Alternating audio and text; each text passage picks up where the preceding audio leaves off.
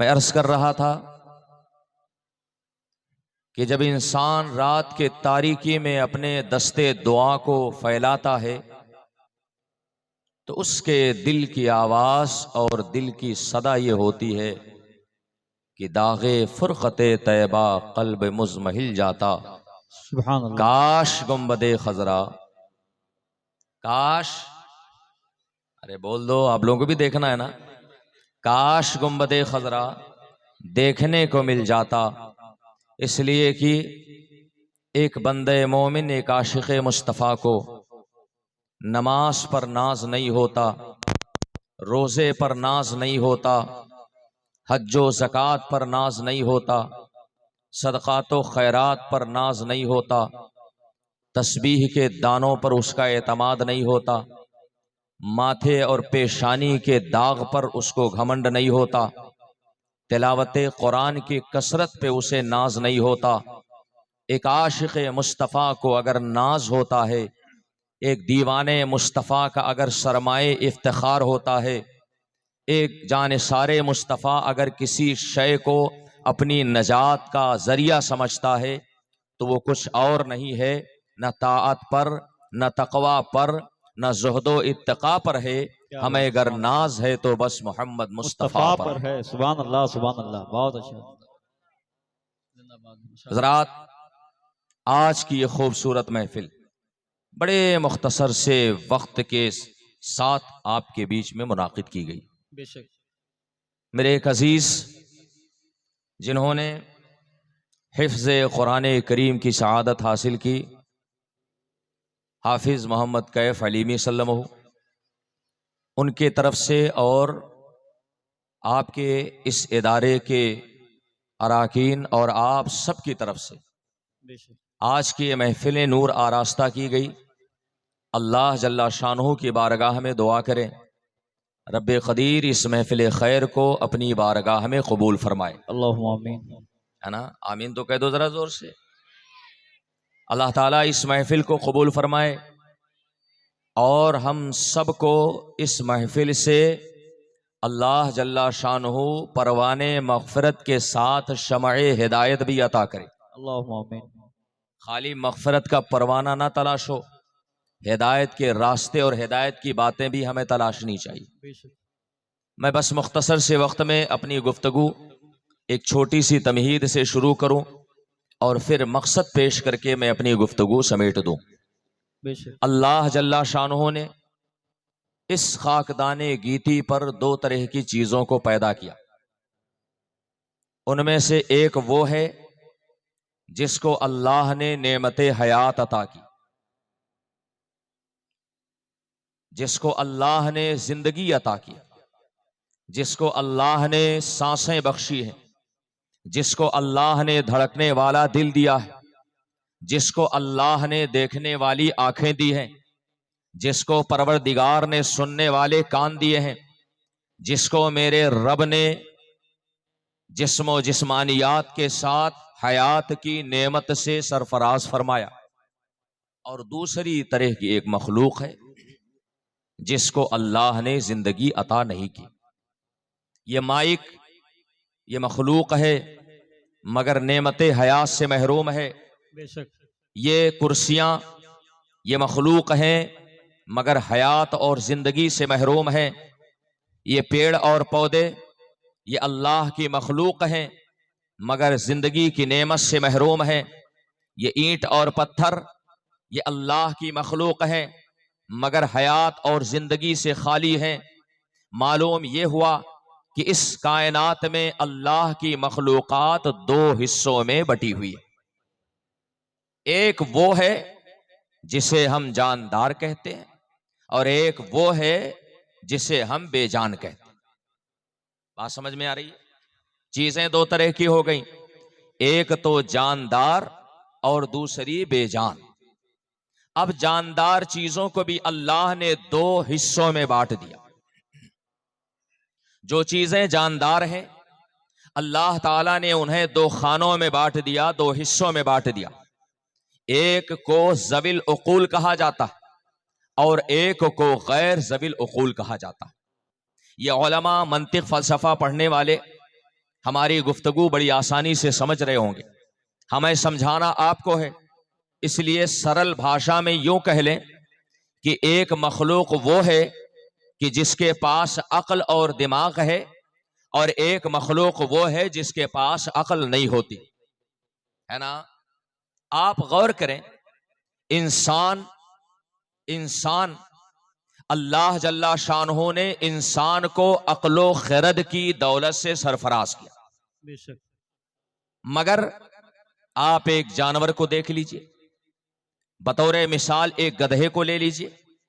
گدھے کے پاس عقل نہیں ہوتی، اس کے پاس دماغ نہیں ہوتا. انسان کی طرح اس کے اندر فکر و شعور نہیں ہوتا. انسان کی طرح اس کے اندر تفکر و تدبر کی صلاحیت نہیں ہوتی. انسان کی طرح اس کے اندر کاریگری اور حسن صنعت کی جلوہ باری نہیں ہوتی. انسان اور جانور میں کئی طرح سے فرق ہے، مگر آپ اگر غور کریں تو آپ کو اس بات کا اندازہ ہوگا کہ انسان کے اندر کوئی نہ کوئی ایسی کوالٹی ہے، کوئی نہ کوئی ایسی خوبی ہے، کوئی نہ کوئی ایسی شے ہے جو انسان کو انسانیت کا تاج پہناتی ہے. انسان کے سر پہ لقد کرمنا بنی آدم کا تاج زرعی رکھتی ہے. سوال یہ ہے کہ آخر وہ کون سی شے ہے جو انسان کو جانور سے الگ کرتی ہے، جو انسان کو تاج کرامت سے سرفراز کرتی ہے؟ آخر وہ کون سا جوہر حیات ہے جو انسان کو لقد خلقنا الانسان فی احسن تقویم کا تمغہ اعزاز بخشتا ہے؟ آخر وہ کون سی شے ہے جس کی وجہ سے انسان آج فضاؤں کا سینہ چیر رہا ہے؟ آخر وہ کون سی دولت ہے جس کی وجہ سے انسان آج چاند پر اپنے قدم رکھ رہا ہے؟ آخر وہ کون سا نسخہ کیمیا ہے جس کی وجہ سے انسان اپنی طرح چلنے والا، اپنی طرح حرکت کرنے والا، اپنی طرح چلنے پھرنے والا روبوٹ اپنے عقل و دماغ سے تیار کر رہا ہے؟ آخر وہ کون سی خوبی ہے جس کی بنیاد پر انسان آج ریل کی دو چھوٹی چھوٹی پٹریوں پر پہاڑ جیسے دیو ہیکل ٹرین کو دوڑا دیتا ہے؟ آخر وہ کون سا جوہر ہے جس کی بنیاد پر انسان ایک پہاڑ جیسے ہوائی جہاز کو بغیر کسی سہارے اور ستون کے ہواؤں میں پرواز کرا دیتا ہے، اڑا دیتا ہے؟ آپ اگر اپنے عقل و خرد کا استعمال کریں اور آپ اگر تھوڑی دیر کے لیے فکر و شعور کی گہرائی میں ڈوبیں تو آپ کو اس بات کا احساس ہوگا کہ انسان کو اگر جانور سے امتیاز حاصل ہے تو کسی اور وجہ سے نہیں ہے. اگر آپ یہ کہو انسان کے پاس 2 پیر ہیں تو ظاہر سی بات ہے گدھے کے پاس 4 پیر ہے. اگر آپ یہ کہو انسان کے پاس 2 کان ہے تو ظاہر سی بات ہے کہ گدھے کے پاس انسان سے بڑے کان ہے. اگر آپ یہ کہو انسان کے پاس دیکھنے کی طاقت ہے تو گدھا آپ سے زیادہ تیز دیکھتا ہے. سوال یہ ہے جب ساری چیزیں کامن ہے، جب ساری چیزیں مشترک ہے، جب ساری صفتیں ایک جیسی ہے تو آخر وہ کون سی شے ہے جو انسان کو اشرف المخلوقات کا تمغہ بخشتی ہے؟ اگر آپ قرآن کے صفات کو الٹیں، قرآن کی آیتوں کا مطالعہ کریں تو آپ کو اس بات کا احساس ہوگا میرے رب نے بہت پہلے اس فرق کو واضح فرما دیا تھا. قرآن کریم کی مشہور آیت ہے قل هل يستوي الذين يعلمون والذين لا يعلمون. اے محبوب آپ فرما دو کہ انسان اور غیر انسان میں فرق جو ہوتا ہے، انسان اور جانور میں مابہل امتیاز جو شے ہوتی ہے وہ کچھ اور نہیں ہوتی ہے، وہ نعمت علم ہوا کرتی ہے. انسان کو اللہ نے نعمت علم سے سرفراز فرمایا ہے اور جانور کو اللہ نے نعمت علم سے محروم رکھا ہے. نعرہ تکبیر، نعرہ رسالت، نعرہ رسالت، علماء اہل سنت، مسلک اعلی حضرت. سبحان اللہ. وقت مختصر ہے، بہت تفصیل کا وقت نہیں، بہت تفصیل کا ٹائم بھی نہیں. آج ہماری قوم، آج ہمارا مسلم سماج جس نے سب سے پہلے سائنس میں عروج و ارتقاء کی تاریخ رقم کیا تھا، کیا بات، جس نے سب سے پہلے اسپین یعنی اندلس میں جغرافیہ کا نقشہ تیار کیا تھا، جس نے سب سے پہلے یورپ و امریکہ کے تاریخ گلیوں کو نور علم سے منور اور درخشندہ کیا تھا، جس کے پاس سب سے زیادہ یونیورسٹیاں تھیں، جس کے پاس سب سے زیادہ تعلیمی ادارے تھے، جس کے پاس سب سے زیادہ پڑھے لکھے علماء تھے، آج وہی مسلم قوم ہے، اللہ رحم فرمائے کہ آج وہی مسلم قوم ہے، اس قوم کے صرف 4% بچے ایسے ہیں جو ان کے گھروں سے نکل کر کے اور تعلیم حاصل کرتے ہیں اور تعلیم حاصل کر کے اپنے آپ کو کامیاب کرتے ہیں۔ کیا یہ شرم کا مقام نہیں؟ کیا یہ ڈوب مرنے کی گھڑی نہیں؟ یاد رکھے، سب سے پہلا خدائی پیغام اور سب سے پہلا خدا کا حکم جو زمین پر نازل ہوا ہے وہ نماز کا حکم نہیں ہے۔ علماء بیٹھے ہوئے ان سے ذرا پوچھ لیں، بہت اچھا، زندہ باد۔ حضرت جبریل امین سب سے پہلا خدائی آرڈر لے کر کے جب بارگاہ رسالت میں حاضر ہوئے تو وہ آرڈر نماز کا آرڈر نہیں تھا، وہ روزے کا حکم نہیں تھا، وہ زکوٰۃ کا حکم نہیں تھا، وہ صدقات و حسنات کا حکم نہیں تھا، وہ بڑے بڑے جلسوں اور کانفرنسوں کا حکم نہیں تھا، وہ بڑے بڑے تقریبات اور مہنگی شادیوں کا حکم نہیں تھا۔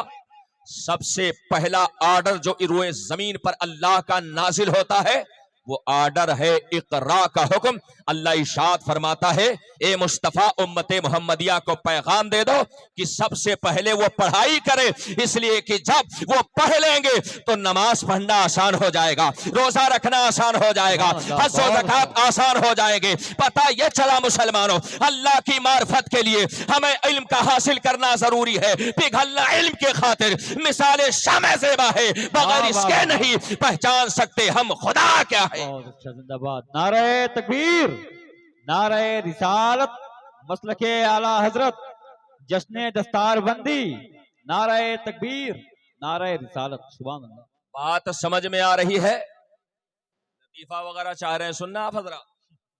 ٹائم لطیفہ سنانے کا نہیں ہے، یہ ضمیر کو بیدار کرنے کا ٹائم ہے، بے شک۔ آپ کی غیرت کو جھجوڑنے کا ٹائم ہے۔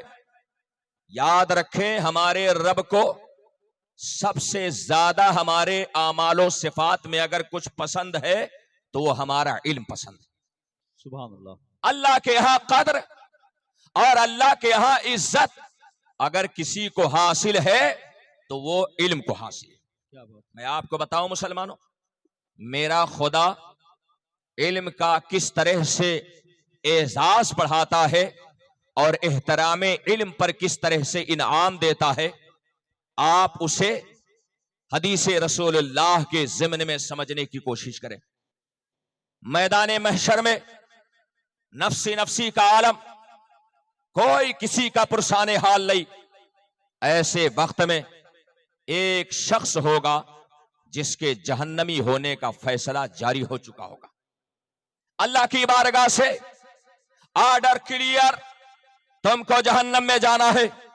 وہ انسان مایوسی کی کیفیت کے ساتھ جہنم کی طرف چلے گا۔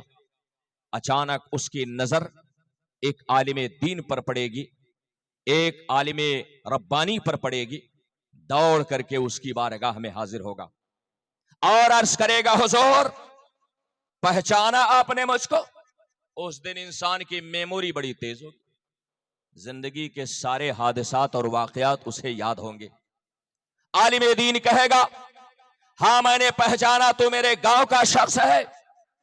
وہ کہے گا کہ آپ نے پہچان تو لیا، مگر یہ بتائیے آپ کو یاد ہے کہ میں نے آپ کے ساتھ کچھ اچھا کام کیا تھا؟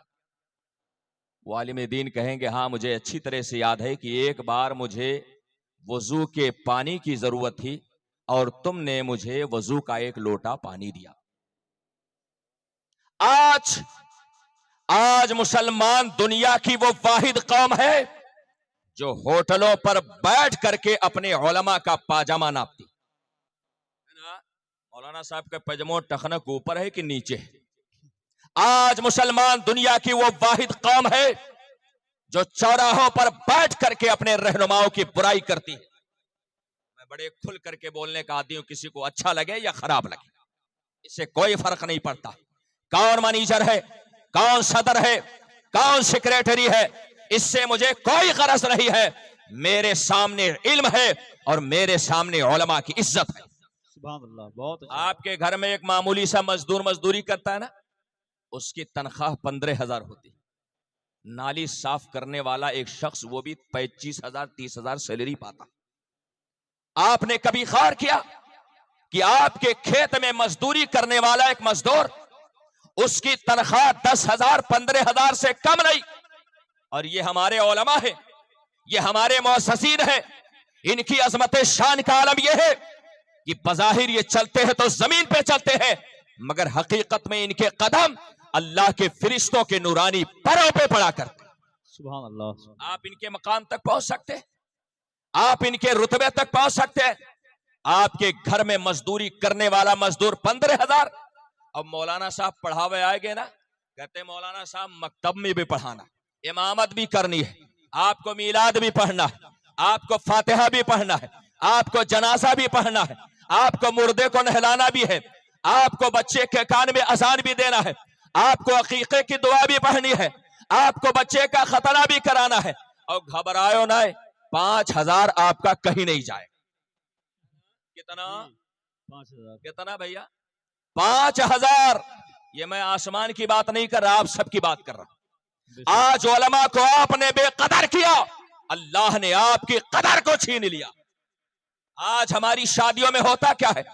ہماری شادیوں میں امام صاحب پیچھے, مفتی صاحب پیچھے, شیخ الحدیث صاحب پیچھے, باغی صاحب پیچھے, محسن صاحب پیچھے, مصلی امامت پر سب سے آگے رہنے والا امام پیچھے, اور 12 ساؤنڈ والا ڈی جے یہ سب سے آگے ہوتا ہے کہ نہیں ہوتا ہے؟ حضرت ڈی جے صاحب کا اتنا احترام, اور حضرت کا ہمارے کوئی احترام ہے نہیں. اور چچا بیچارے تسبیح لیے استغفر اللہ استغفر اللہ. ایسے دکھاوے پر آپ سب کو ڈوب مرنا چاہیے. یاد رکھیں, جب تک آپ نے علم کا احترام کیا, جب تک آپ نے علم کی قدر کی, تب تک آپ کی شان یہ تھی کہ دشت و دشت ہے, دریا بھی نہ چھوڑے ہم نے, بحر ظلمات میں دوڑا دیے کھوڑے ہم نے, دیا سانے کبھی یورپ کے کلیساؤں میں, کبھی افریقہ کے تپتے ہوئے صحراؤں میں. واہ واہ واہ واہ, سبحان اللہ سبحان اللہ سبحان اللہ. علماء کا احترام کرے, ورنہ قیامت کے دن آپ اپنے ماں باپ سے بھی اپنی بخشش نہیں کرا سکتے. ماں باپ بھی دیکھ کے دور بھاگیں گے, چل بابا تجھے ایک نیکی چاہیے, تیرے پاس ہے تو میرے کو دے دے, ہے نا. لیکن عالم دین نہ یہاں آپ کو محروم رکھتا ہے, نہ قیامت کے میدان میں محروم رکھے گا. آپ کو اس بات کا احساس ہے, آپ کو اس بات کا شعور ہے کہ عالم دین ہی وہ شخص ہے. جب آپ پیدا ہوئے تھے نا, اور اپنے ماں کے آغوش میں آپ تھے, تو سب سے پہلی اللہ کے توحید کی تحریر اگر کسی نے لکھی تھی تو آپ کے گاؤں کے امام نے, اور آپ کے گاؤں کے عالم دین نے سب سے پہلے اللہ کے کبریائی کی توحید, اللہ کے کبریائی کا کلمہ, اللہ کے کبریائی اور شہادت رسالت کی سب سے پہلی تحریر آپ کے کورے کاغذ جیسے دل پہ اگر کسی ہستی نے لکھا تھا تو کسی اور نے نہیں لکھا تھا, عالم دین نے لکھا تھا. عالم نے بنایا تھا, بتایا تھا کہ اللہ سب سے بڑا ہے اور محمد اللہ کے رسول ہے. نعرہ تکبیر, نعرہ رسالت, مسلک اعلی حضرت. سبحان اللہ. حضرات, میدان محشر میں عالم دین کہیں گے, مجھے یاد آیا کہ تم نے مجھے 1 لوٹا پانی دیا تھا. کہے گا حضور اب کونے دن کام آئی ہو, ہے نا.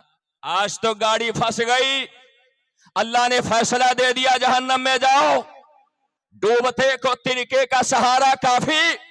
ذرا ہاتھ اٹھا کے اپنے علم کا صدقہ تو مانگ لیجئے, ہاتھ اٹھا کے اپنے سینے میں موجود قرآن کا انعام تو مانگ لیجئے.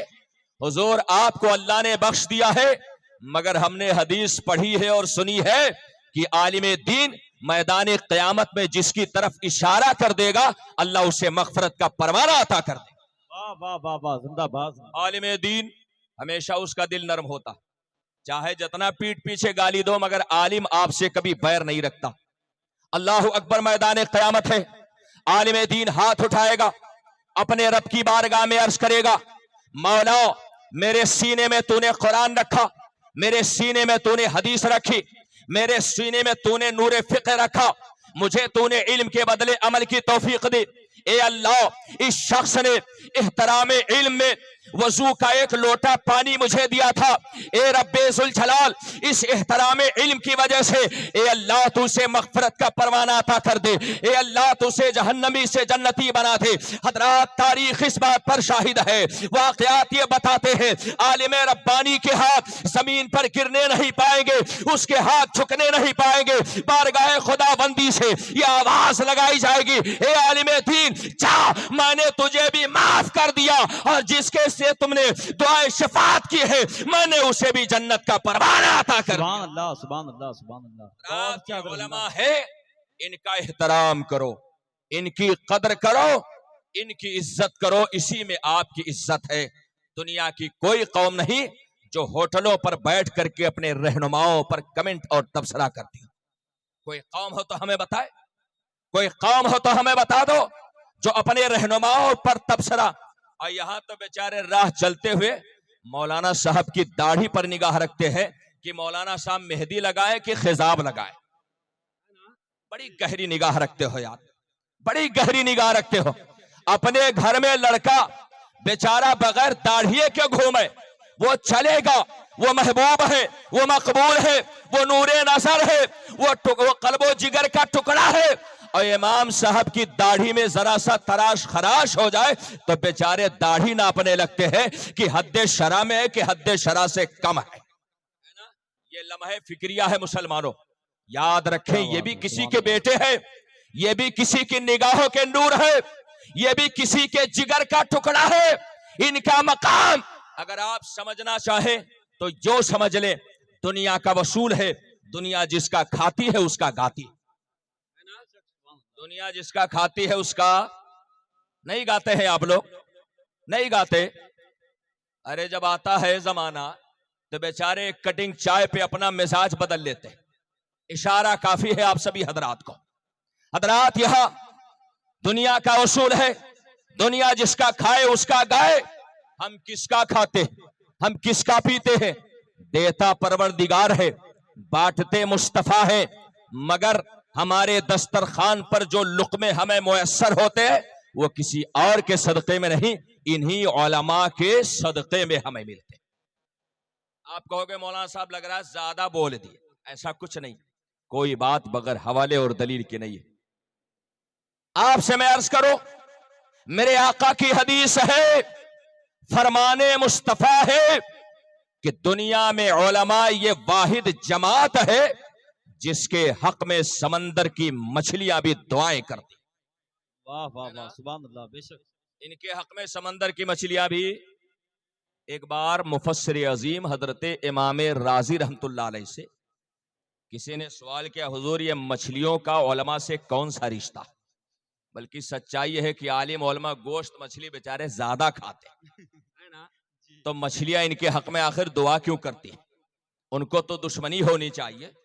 आखिर मछलियों को इनसे कौन सी रिश्तेदारी है कि वो इनको पहचानती भी नहीं मगर इनके हक में दुआएं करती। इमाम राज़ी रहमतुल्लाह अलैह बड़ा लतीफ नुक्ता इरशाद फरमाते हैं। आप इरशाद फरमाते हैं, समंदर की मछलियां उलमा से एक खास ताल्लुक रखती। वो ताल्लुक क्या है? उसको आप यूं समझें कि मछली की जो जिंदगी होती है ना, वो किस पे डिपेंड होती है? पानी पर, है ना। अरे मास्टर साहब से पढ़ा नहीं आप लोगों ने? मछली जल की नहीं पढ़ा? ये छोटे छोटे बच्चे पढ़े हैं, बड़े अच्छे से मुस्कुरा रहे। मछली जल की रानी है, जीवन उसका पानी है, हाथ लगाओ डर जाएगी, बाहर निकालो। पढ़ा ना आप लोगों ने? पता ये चला मछली की जिंदगी पानी पर मुनहसिर है। और यहां तो मछली की जिंदगी ही नहीं, हमारी जिंदगी का भी सवाल। हम बगैर खाए पिए जिंदा रह सकते हैं? इंसान के बॉडी का 75% हिस्सा पानी होता है। और हमारे दस्तरखान पे जो रोटी आती है, हमारे दस्तरखान पर जो चावल आता है, जो खाना आता है, वो कहां से पैदा होता है? हमारे खेतों में से आता है ना। और बताओ, खेत में अगर पानी ना हो तो अनाज पैदा होगा? होगा कि नहीं होगा? अरे बगैर पानी के कब्बो धान गेहूं पैदा किया हो? किए हैं? नहीं ना। पता ये चला इंसान की जिंदगी खाने पे मुनहसिर اور کھانا یہ اناج سے ملتا ہے اور اناج یہ پانی سے ملتا ہے. تو یہاں مچھلیوں کی زندگی ہی کا سوال نہیں ہے، یہاں ہماری زندگی اور ہماری لائف کا بھی سوال ہے. امام رازی ارشاد فرماتے ہیں کہ مچھلیوں کی زندگی پانی پر، اور پانی کا ایک قطرہ چاہے زمین سے ابلے اور چاہے آسمان سے برسے، یہ کسی اور کے صدقے میں نہیں. پانی اگر دنیا کو ملتا ہے تو علماء دین کے صدقے میں ملتا ہے. اس کے صدقے میں، علماء کے صدقے میں. پتہ یہ چلا کہ علماء اگر نہ ہوتے تو پانی نہ ہوتا، اور پانی نہ ہوتا تو مچھلیوں کی زندگی نہ ہوتی. معلوم یہ ہوا مچھلیاں علماء کے حق میں اس لیے دعا کرتی ہے کہ علماء یہ مچھلیوں کے زندگی کی بقا کا سبب ہے. اور علماء نہ ہوتے، پانی نہ ہوتا تو ہم بھی زندہ نہ ہوتے. معلوم یہ ہوا کہ علماء ہی کا صدقہ ہے آج ہم سانس لے رہے ہیں، علماء ہی کا صدقہ ہے آج ہمارے رگوں میں خون دوڑ رہا ہے، علماء ہی کا صدقہ ہے آج ہمارا دل دھڑک رہا ہے، علماء ہی کا صدقہ ہے کہ آج ہم دیکھ اور سن رہے ہیں. معلوم یہ ہوا کائنات کی زندگی، کائنات کی لائف اور کائنات کا جیون اگر کسی پہ ڈیپینڈ ہے تو یہ علماء ہے جن کے صدقے میں کائنات کا نظام زندگی چلتا ہے. اس لیے مسلمانوں ہمیں ان کا ہمیشہ شکر گزار ہونا چاہیے. اور آپ کو معلوم ہونا چاہیے، آپ علماء اور علم کی قدر کریں گے نا، اللہ تعالیٰ آپ کو سب سے بڑی نعمت، سب سے بڑا انعام خاتمہ بالخیر کی سعادت عطا کرے گا. آپ کو معلوم ہونا چاہیے زندگی بھر نماز پڑھو مگر ایمان پر خاتمہ نہیں تو ساری نمازیں بیکار. پوری زندگی روزہ رکھو ایمان پر خاتمہ نہیں تو سارے روزے بیکار. یاد رکھیں ایمان کے ساتھ کیا جانے والا ایک سجدہ انسان کے بخشش کی ضمانت ہوتا ہے، اور بغیر ایمان کے کیے جانے والے ہزاروں سجدے بھی انسان کو بخشوا نہیں سکتے ہیں. ایمان ہے تو نماز ہے، ایمان ہے تو روزہ ہے، ایمان ہے تو حج ہے، ایمان ہے تو زکوٰۃ ہے، ایمان ہے تو طاعت ہے، ایمان ہے تو سب کچھ ہے، ایمان نہیں تو سمجھو کچھ بھی نہیں ہے. آپ نے نام سنا ہے کہ چوچا شریف والے مخدوم بابا کا؟ سنے ہو مخدوم اشرف کی چوچوی کا نام؟ نہ سنے ہو؟ بہت سارے لوگ سنے، اور وہ بھی سنے ہیں جو بیچارے سننا نہیں چاہتے. مخدوم اشرف کی چوچوی رحمت اللہ علیہ اللہ کے جلیل القدر ولی، اس علاقے اور اس خطے کی سلطنت ولایت کے سلطان کا نام مخدوم اشرف کی چوچوی. انہوں نے دنیا کی بادشاہت چھوڑی نا تو اللہ نے انہیں دین کی حکومت اور دین کی بادشاہت عطا کر. حضرات آپ نے کبھی نام سنے ہوں گے، ان کے ملفوظات کا ایک مجموعہ ہے جسے لطائف اشرفی کہا جاتا ہے. علماء اچھی طرح سے اس کا نام سنے ہوں گے. لطائف اشرفی کو مرتب کرنے والے حضرت نظام یمنی ہیں. آپ کبھی کچوچا شریف جائیں تو جہاں لحد خانہ ہے، جہاں تبرکات رکھے ہوئے ہیں، وہیں پر آپ جائیں ایک چھوٹا سا مزار ہے، وہ مزار حضرت نظام یمنی کا ہے. ان کا معاملہ یہ تھا کہ مخدوم پاک جب کسی سے ناراض ہوتے تھے تو سفارش کے لیے کسی اور کا انتخاب نہیں ہوتا تھا، حضرت نظام یمنی جس کے حق میں سفارش کر دیتے تھے، اللہ کے فضل سے مخدوم اشرف اس سے راضی ہو جائے گا. یہ میری گفتگو کا آخری حصہ. حضرات عرض یہ کر رہا ہوں لطائف اشرفی میں ایک بڑا پیارا واقعہ لکھا ہے احترام علم کا. حضرت مخدوم پاک فرماتے ہیں کہ تراب نام کا ایک شخص تھا، راستے سے گزر رہا تھا. ایک طالب علم جو چبوترے پر بیٹھا ہوا تھا اپنے قلم سے کاپی پر کچھ لکھ رہا تھا. اچانک ہاتھ میں جنبش ہوئی، قلم چھوٹ کر کے نیچے گرا، اور جب قلم نیچے گرا تو وہ شخص نظر انداز نہیں کرتا ہے. اللہ جسے رفعت ادا کرنا چاہتا ہے، اللہ جسے کچھ نوازنا چاہتا ہے، اس کے دل میں اللہ تعالی نیک کام کی توفیق اور نیک کام کے کرنے کا جذبہ پیدا کر دیتا ہے.